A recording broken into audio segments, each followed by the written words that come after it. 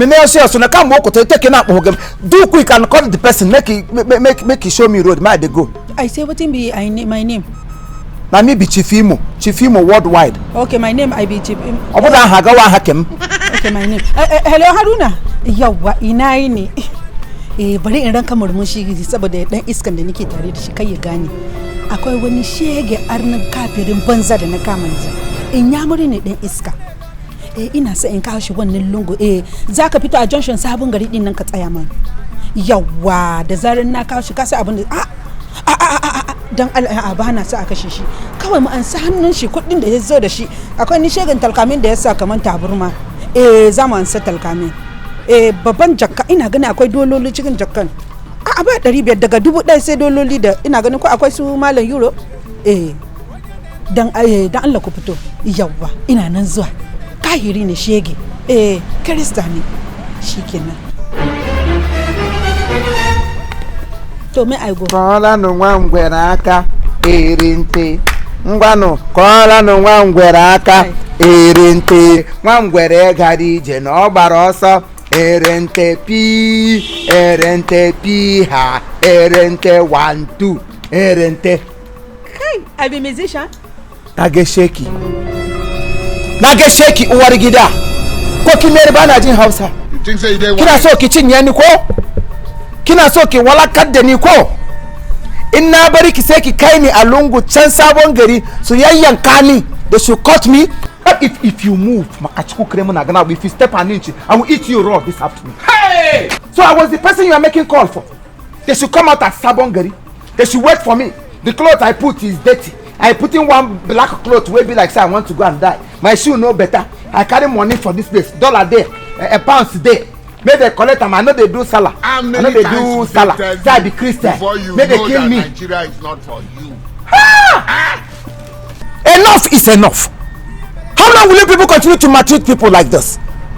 No. Do I look like an illiterate to you? Because I stoop too low to ask you to direct me to somewhere, and you think I'm a fool. You think I don't know anything. You tell me what they hear. You want to carry me? May they go cut me, collect my money. Why are you doing this? But if you move, you will regret the day you cross my way. Just make any move. I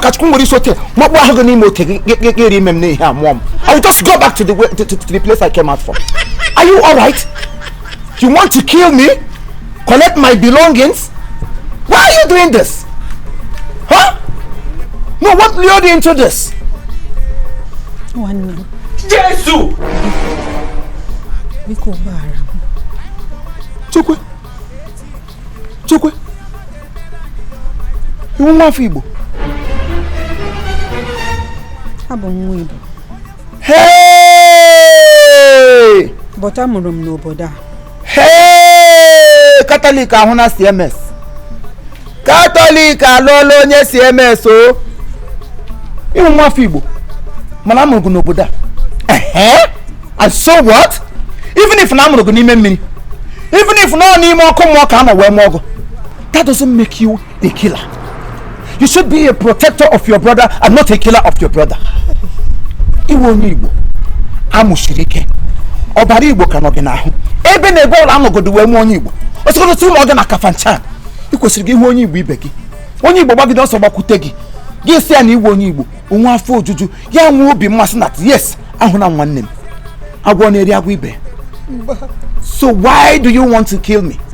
Why do you want to take my things? Why do you want to take things that does not belong to you? It's the devil's work. Devil's work. We always call on the devil. Why we are the real devil? Ekwesi doesn't venture into anywhere unless that person opens his or her heart for the devil to come in. You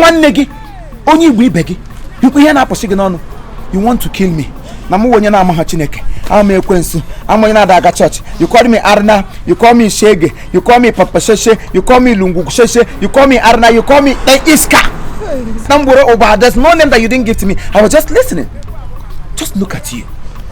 Ndi Igbo kwesiri ihu onwe ha n'anya. Onye ọbụla bụ onye Igbo kwesiri we protector of his brother. Gị hụ ihe ga-egbu nwanne gị, gị gbasi ụzọ ka ọ hapụ igbu ya. Onwe gị hụ ọnwụ ga-egbu nwanne gị, gị dunye esi ya ga anwụ. Onye ọbụla na-emota ha abụghị onye Igbo. I kwesiri protect onwe anyị. kwesịrị ịbụ onye na-echekwa nwanne anyị, ọ bụghị onye na-egbusasị nwanne anyị. Nwanne gị ka agara gị ihe ikwesịghị iwere gachi ga ndị ga-egbu nwanne gị egbu, kama gị dọọ ya ọdụ si ya shi n'ihe ọjọọ pụta, gị pụta ihe na-akparị onwe gị. Ngwa lere n'ihe ibule mkpụrụ kukumba abụọ shi ibu na-akparị onwe gị n'ala ugwu. Ọ bụrụ na onye Igbo chọrọ ime biznes a, ya zụọ trela zụọ tipa na-ebulata ya in larger quantity, ndị mmadụ na-abịa n'aka ya zụrụ, because anyị nwere ọgụgụ isi, anyị anwụghị erie. Onye ọbụla wee eri na-ezizi ekwesịghị ka akpọ ya onye Igbo. Onye ọbụla ịhụrụ na-ere nwanne ya n'ahịa ekwesịghị ka akpọ ya onye Igbo. Onye ọbụla ga-ahụ ihe ọma ga-enwe nwanne ya sị ka ọ hapụ ibere ekwesịghị ikpọ onye ahụ onye Igbo. Onye ọbụla ga-ahụ ihe ọjọọ ga-eme nwanne ya hapụ ga ka o mee ya ekwesịghị ikpọ onye ahụ onye Igbo. Gị chọrọ ịza akpa gị ịza akpa, gị chọkwa na ịza akụrụ gị ịza akụrụ. Bụpụ aka enwe n'ofe tupu ya were gị aka mmadụ. From today you can make amendments, you can turn around, you can say no to all this dirty life you are living and remove this nonsense. This is here we hear mara ndị Igbo. Ihe nwaanyị Igbo ya jikere pụta mara CS asị onye awo onye ekike gị ga-egosi na iwu onye Igbo.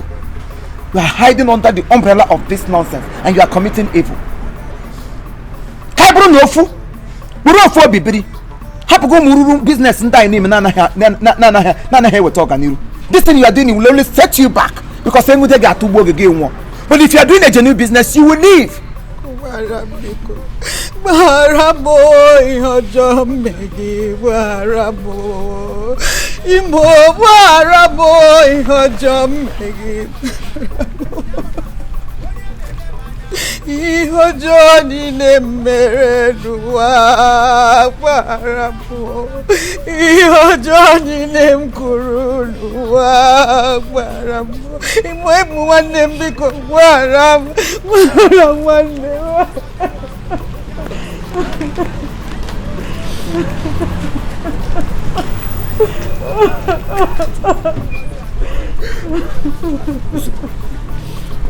Como nkwa na steeti agaba na ị ga-ewepụ aka n'ihe ọjọọ. Ewepụgo m aka n'ihe ọjọọ. Site tata gawa. Site tata gawa. Site tata gawa. Mfu ihe ọbụla ga-emetụta onye Igbo aga m ekwe ka ọ bịa nso. Mfuta ihe ọbụla ga-eme ndị Igbo aga. Ọkwa ịfụna ihe m na-ekwu. Ị kwesịrị ịmụta ka esi asụ Igbo. Ị na-asụ Hausa ọfụma mana asụsụ nna gị mara asụ ya. Anyị kwesịrị ịgba mbọ mụtakwa ka esi asụ asụsụ Igbo ka asụsụ anyị hapụ ifu.